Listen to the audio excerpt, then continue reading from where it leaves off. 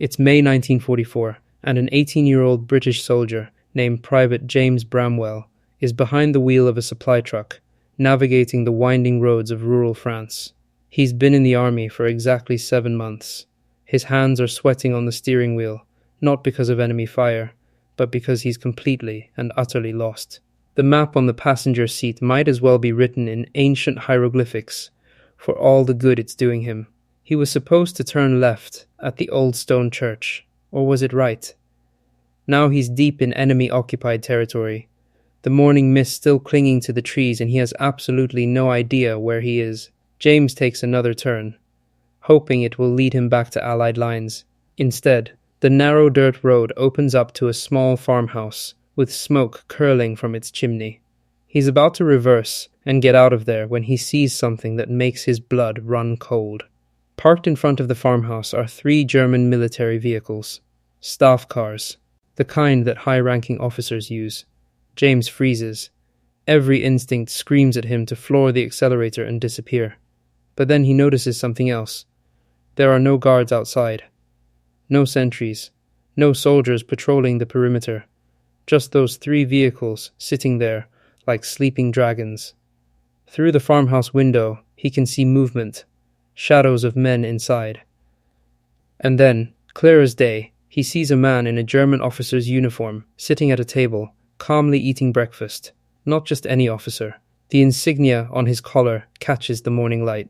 James's heart nearly stops. He's looking at a general, a real, actual Nazi general, sitting there with a cup of coffee and a plate of eggs, completely unaware that an enemy soldier is watching him from 50 meters away. Let me take you back to how James Bramwell ended up in this impossible situation. 7 months earlier, James had been working at his father's grocery store in Dover, stacking shelves and dreaming of adventure. When he turned 18, he enlisted immediately, much to his mother's horror and his father's quiet pride. The training had been brutal but exciting. James learned to drive military trucks, handle rifles, read maps, and follow orders without question. He wasn't the best soldier in his unit, but he wasn't the worst either. He was thoroughly, completely average. Which is exactly why, on this particular morning, in May 1944, he'd been assigned to a routine supply run. His orders were simple.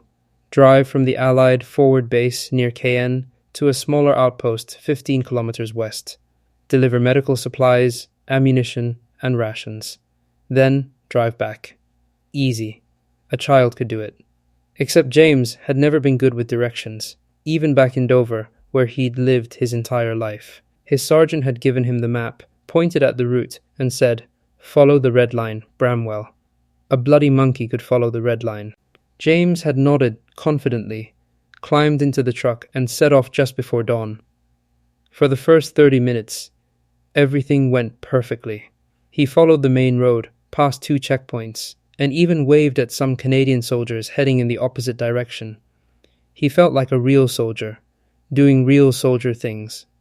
Then he reached the stone church, the one that marked his turning point. But here's the thing.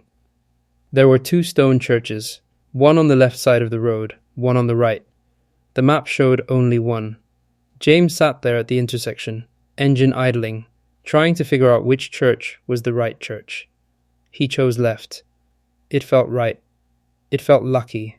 It was absolutely, catastrophically wrong. Within 20 minutes, James realized he hadn't seen any Allied vehicles, any checkpoints, or any friendly faces.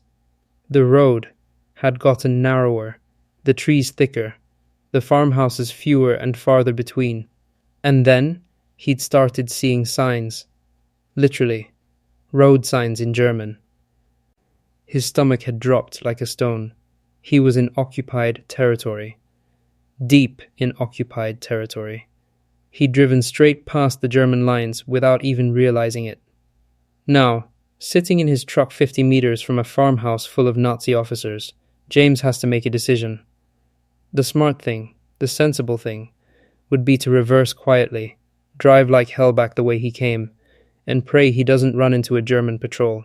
He could claim he got lost, which is the truth, take whatever punishment his sergeant dishes out, and forget this ever happened. But James keeps staring at that window, at that general, sitting there so casually, so confident in his safety. He thinks about the map in his pocket, the intelligence briefings he'd heard, the desperate need for any information about German positions, German officers, German plans, and he thinks about something his training instructor said during a late-night talk. War isn't won by following orders perfectly. It's won by ordinary soldiers doing extraordinary things when the moment calls for it. This is a moment. James can feel it in his bones.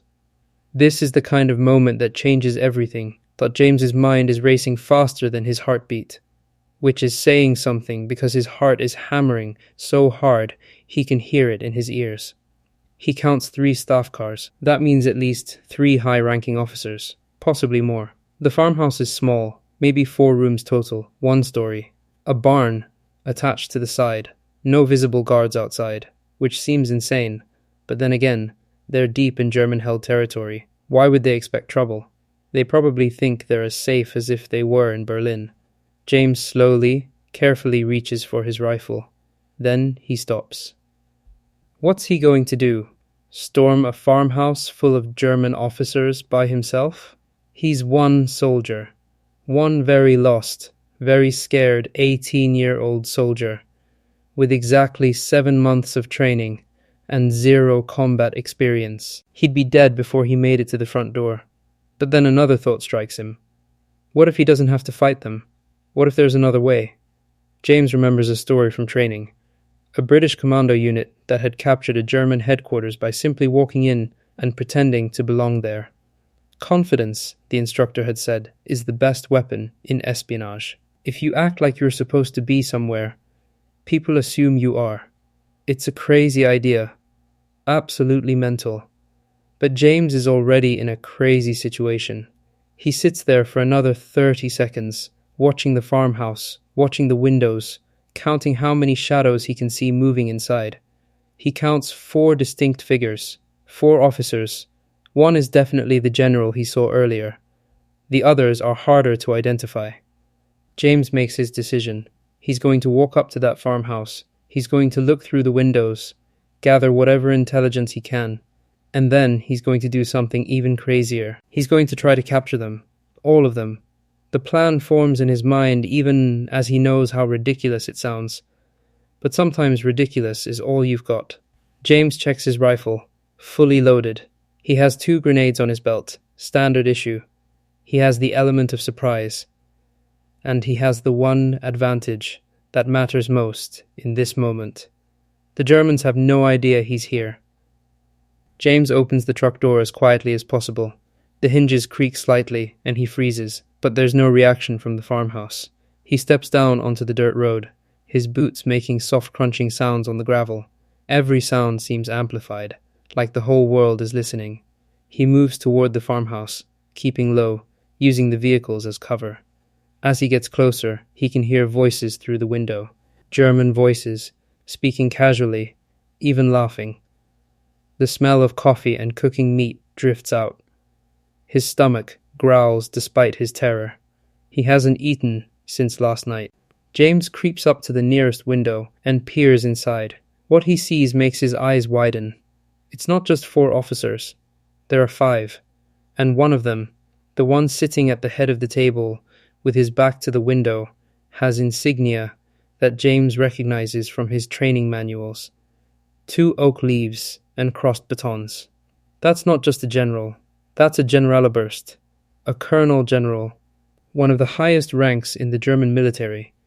This man commands entire army groups, tens of thousands of soldiers, and he's sitting right there, 15 feet away, eating scrambled eggs. The other officers are lower ranking but still significant. 2 majors, a colonel, and what looks like a captain serving as an aide.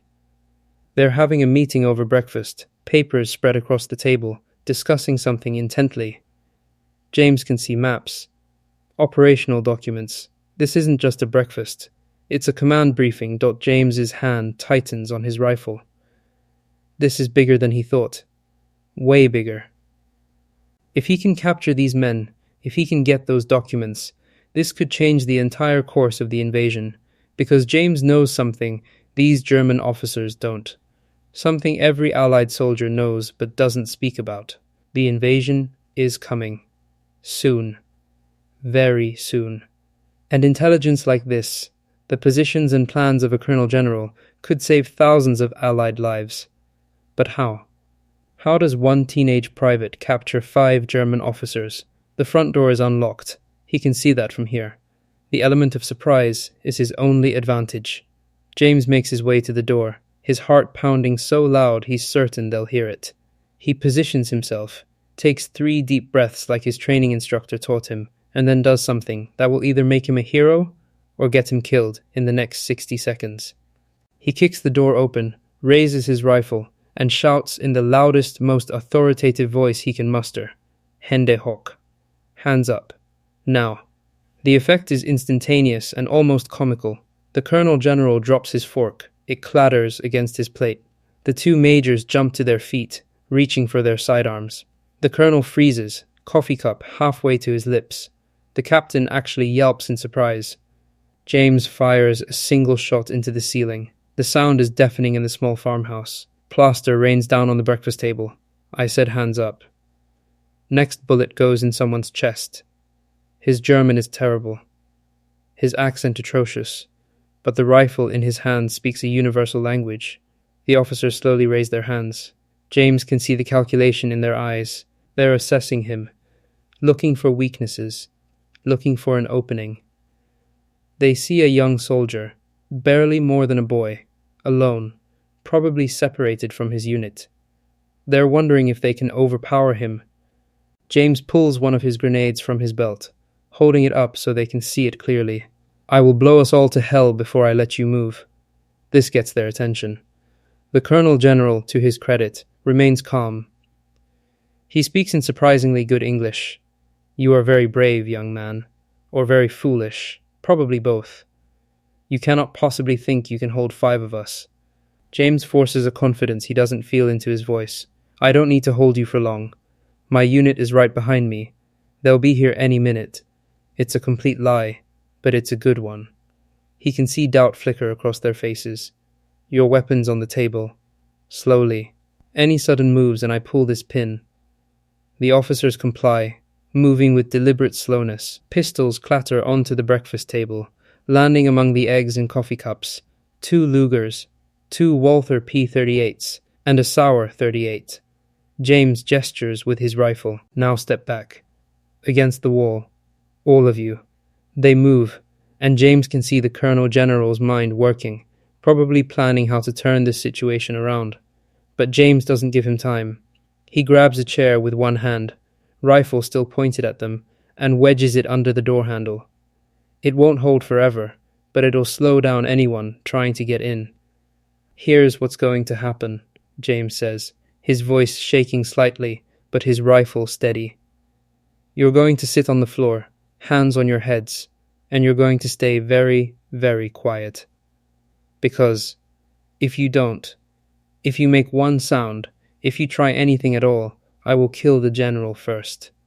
The Colonel General's eyes narrow, but he slowly lowers himself to the floor. The others follow his lead, but now James faces a problem he didn't think through in his moment of bravado. He's actually done it. He's actually captured 5 German officers, including a Colonel General. But now what? He's in the middle of enemy territory with no backup, no way to call for help, and a truck that might as well have a giant target painted on it. And he has absolutely no idea how to get back to Allied lines. The officers are sitting against the wall, hands on their heads, watching him with a mixture of anger, confusion, and what might be grudging respect. The Colonel General speaks again, his English precise and cultured. "I am Generaloberst Klaus von Steinberg. You have made a very serious mistake, young man. Even if you somehow manage to escape with us, do you know what happens when a German general is captured? Every soldier within 50 kilometers will be searching for us. You have perhaps 10 minutes before someone realizes we are missing."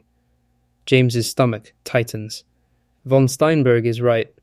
These aren't regular soldiers. These are high-value targets. People will notice they're gone. Already, James can hear his window of opportunity closing. But then his eyes fall on the documents scattered across the breakfast table. Maps, operational orders, communication logs. Some of them are stamped with red ink that even James recognizes as Streng Geheim, top secret. Without taking his eyes off the officers, James moves to the table. He starts gathering documents with his free hand, stuffing them inside his jacket.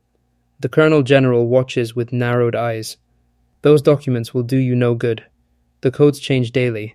The plans you see there are already outdated. James doesn't believe him, but he doesn't have time to verify. He grabs everything he can carry, his jacket bulging with stolen intelligence. One of the majors says something in rapid German to von Steinberg. James doesn't understand all of it, but he catches enough. They're talking about the morning patrol, the one that passes by this farmhouse every day at 7:30. James glances at his watch. It's 7:15. He has 15 minutes, maybe less. This changes everything. He can't take all 5 prisoners. He can barely manage 1, let alone 5. But the documents, those he can definitely take. And maybe, just maybe, he can take 1 prize prisoner. James makes a split-second decision. He points his rifle at von Steinberg. You, General, on your feet. Von Steinberg rises slowly, maintaining eye contact with James. There is no fear in his eyes, just calculation. The rest of you stay exactly where you are. If you move before I'm gone, your general dies. Understand? The other officers nod reluctantly. The colonel looks like he wants to argue, but thinks better of it. James grabs a tablecloth and quickly tears it into strips with one hand, keeping his rifle trained on the prisoners with the other. It's awkward and takes precious seconds, but he manages. He forces von Steinberg to turn around and ties his hands behind his back. The general doesn't resist, which somehow makes James more nervous. Walk toward the door. Von Steinberg moves with dignity, like he's taking a stroll rather than being marched at gunpoint. James follows, backing toward the door, rifle sweeping across the 4 remaining officers. Remember, you move, he dies. James pulls the chair away from the door and opens it, pushing von Steinberg outside. The morning air hits him, cool and fresh. His truck is still there, engine ticking as it cools. No alarms. No shouts. No soldiers running toward him. Not yet. But James can hear something in the distance. The low rumble of vehicles, multiple vehicles, coming closer. The morning patrol. He has maybe 5 minutes. James shoves von Steinberg toward the truck, adrenaline giving him strength and speed he didn't know he had. The general stumbles slightly, but maintains his composure, even with his hands tied behind his back. In the back. Now, von Steinberg climbs into the truck bed with surprising agility for a man in his 50s. James grabs a tarp from the corner of the truck bed and throws it over him. Stay quiet and stay down. If you try to signal anyone, if you make any noise, I will shoot you and drive away. You understand? A muffled acknowledgement comes from under the tarp. James slams the tailgate closed and runs to the driver's seat. His hands are shaking so badly he can barely get the key in the ignition. The engine coughs once, twice, then roars to life. He throws the truck into reverse and backs away from the farmhouse just as he sees movement at the window. The other officers have gotten to their feet. One of them is waving frantically, but James is already turning the truck around, wheels spinning on the dirt road, kicking up dust and gravel.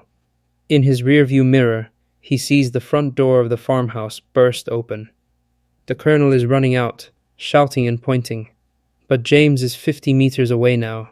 70, 100. He shifts gears and floors the accelerator, the truck bouncing and jolting over the rough road. The sound of engines is louder now. Around the bend ahead, James sees them. 3 German military trucks, coming straight toward him on the narrow road. The morning patrol.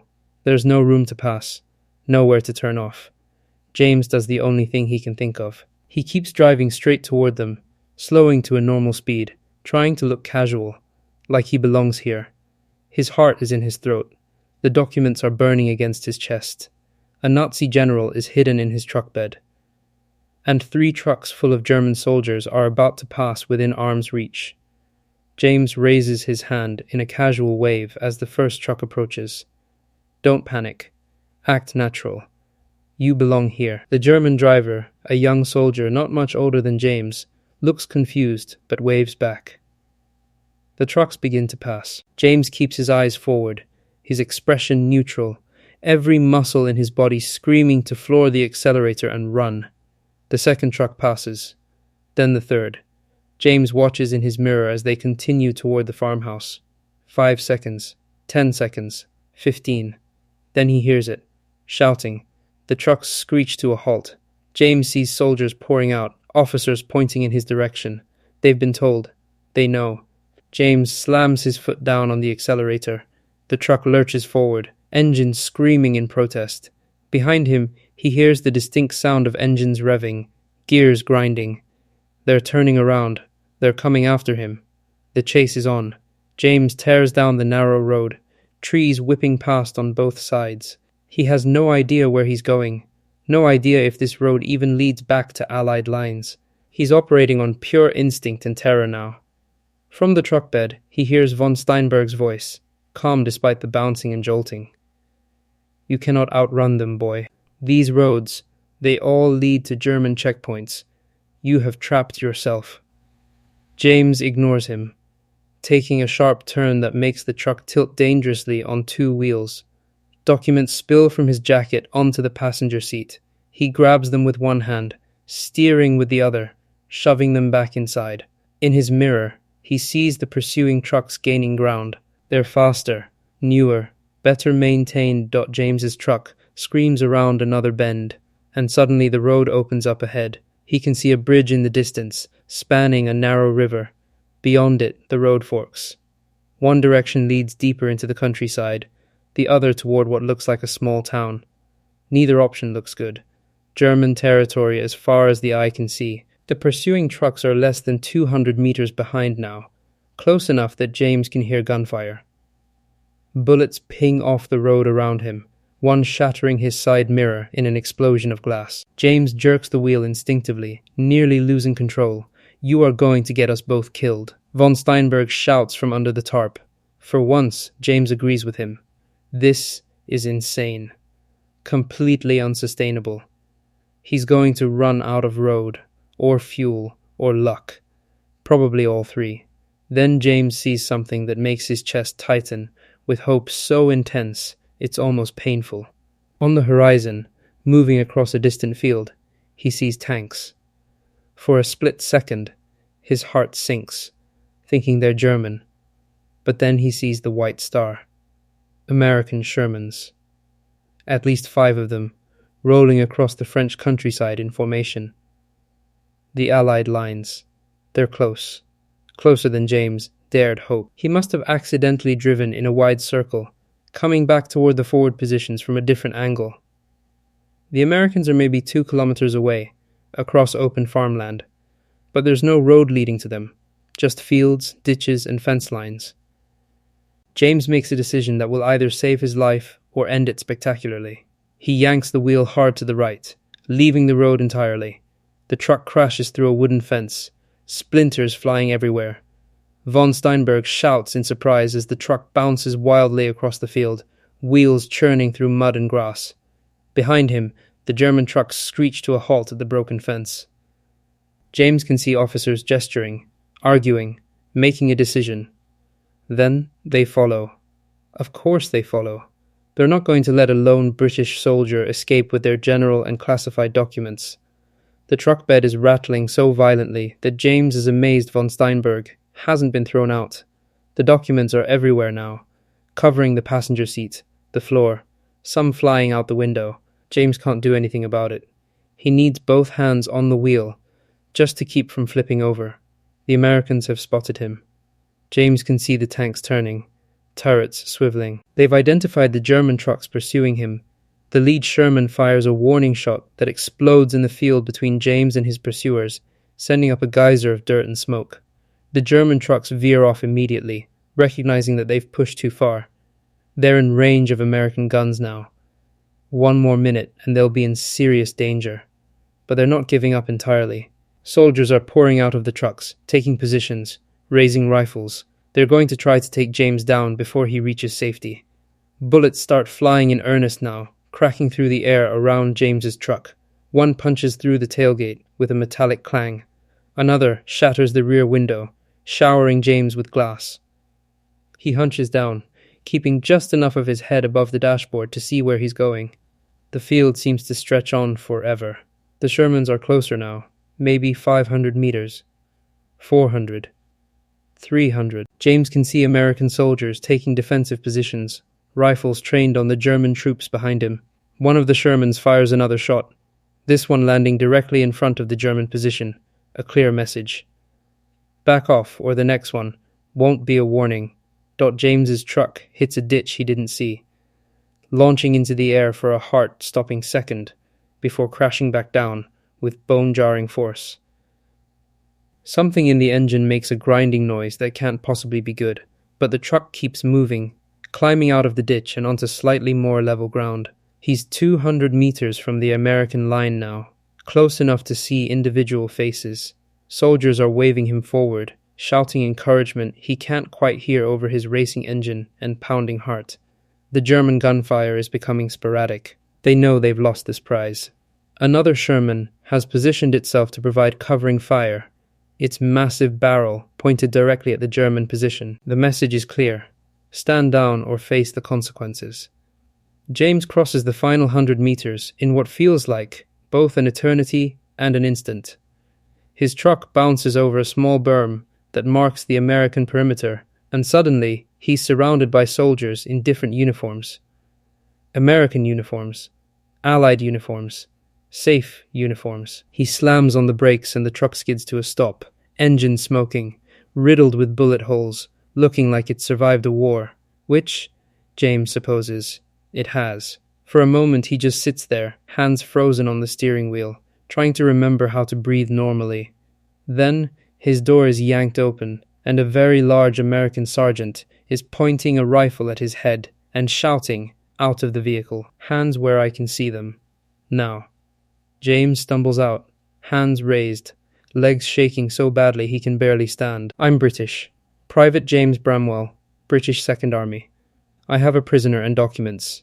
The Americans look skeptical until James manages to pull out his identification with trembling hands. The sergeant examines it. Then his expression changes from hostile to confused. What the hell is a British private doing out here alone? Before James can answer, there is a commotion from the truck bed. Von Steinberg has managed to get the tarp off his head and is sitting up, still bound but looking remarkably composed for a man who just survived a high-speed chase across a battlefield. Scheisse, one of the American soldiers mutters, "Is that what I think it is?" The collar insignia are unmistakable.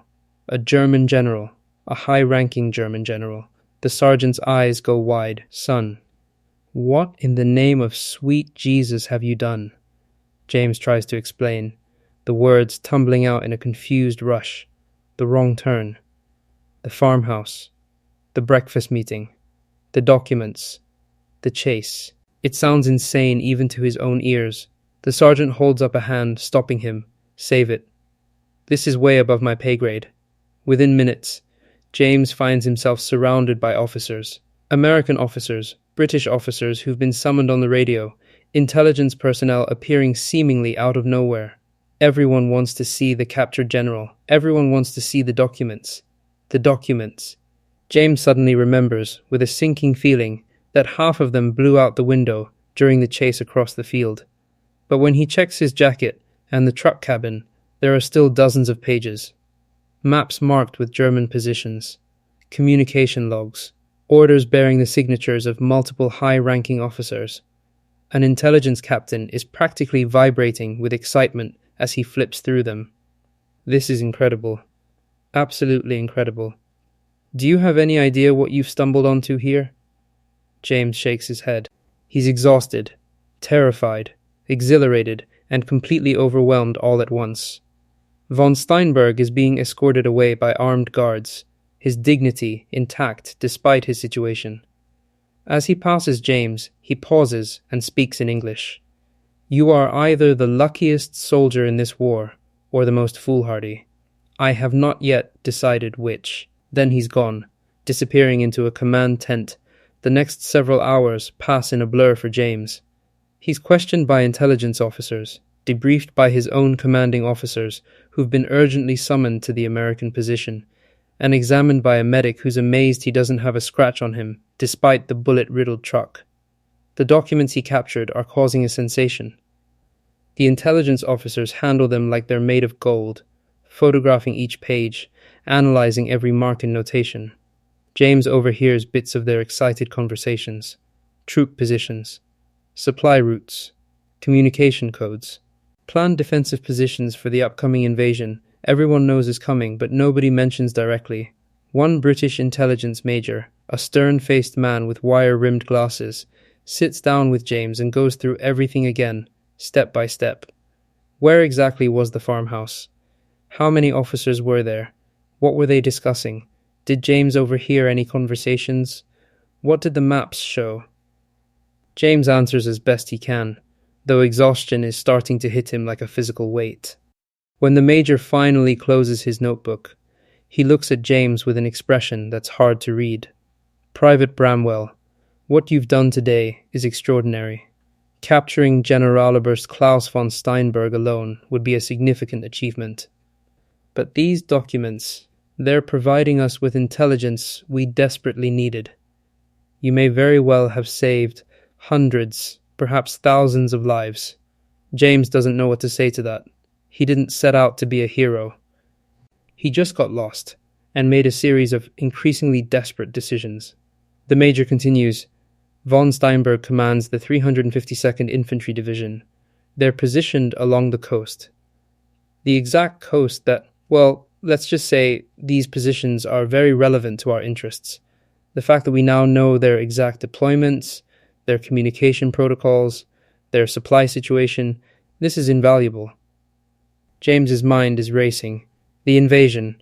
Everyone knows it's coming. The huge build-up of forces in England. The constant training. The secrecy. And he's just handed the Allies a detailed map of German coastal defences. By late afternoon, James is summoned to meet with a British general. An actual British general, not a captured German one. General Morrison is a career officer with a chest full of medals and the kind of command presence that makes junior soldiers stand straighter without thinking about it. Private Bramwell, Morrison says, looking James up and down. I've read the reports. All of them. What you did today was either brilliant initiative or catastrophic insubordination. I haven't decided which. James's heart sinks. However, Morrison continues, a slight smile creeping onto his face. The results speak for themselves. You've handed us one of the most significant intelligence coups of the war so far. I'm recommending you for the military medal for your actions. James blinks. The military medal. That's the third highest award for gallantry, for getting lost and stumbling into a farmhouse. It doesn't seem real. Morrison's expression turns serious. But let me be clear, Private. You took enormous risks today. Risks that could have gotten you killed and handed the Germans a propaganda victory. Initiative is valuable. Recklessness is not. Do you understand the difference? James nods. He understands perfectly. He got incredibly lucky. You're being reassigned, Morrison continues. Your unit thinks you died in the field. We're going to let them continue thinking that for a while. You're going to work with intelligence until further notice. The information you gathered, the things you observed, we need to debrief you properly. Thoroughly. It might take weeks. James Bramwell never made it back to his old unit. By the time intelligence finished with him, the D-Day invasion had already happened. On June 6, 1944, Allied forces stormed the beaches of Normandy, including the section defended by von Steinberg's 352nd Infantry Division. But thanks to James's captured documents, Allied commanders knew exactly where the German strongpoints were, where their artillery was positioned, and how their communication networks operated. Historians would later estimate that this intelligence helped reduce Allied casualties during the initial landing by as much as 15%. Thousands of soldiers who might have died in the first hours of the invasion made it off the beaches alive, at least in part because an 18-year-old private took a wrong turn and had the audacity to capture a general eating breakfast. James was awarded the military medal in a quiet ceremony, the details of his actions remaining classified for decades. He spent the rest of the war working in intelligence, never firing his rifle in anger again, which suited him just fine.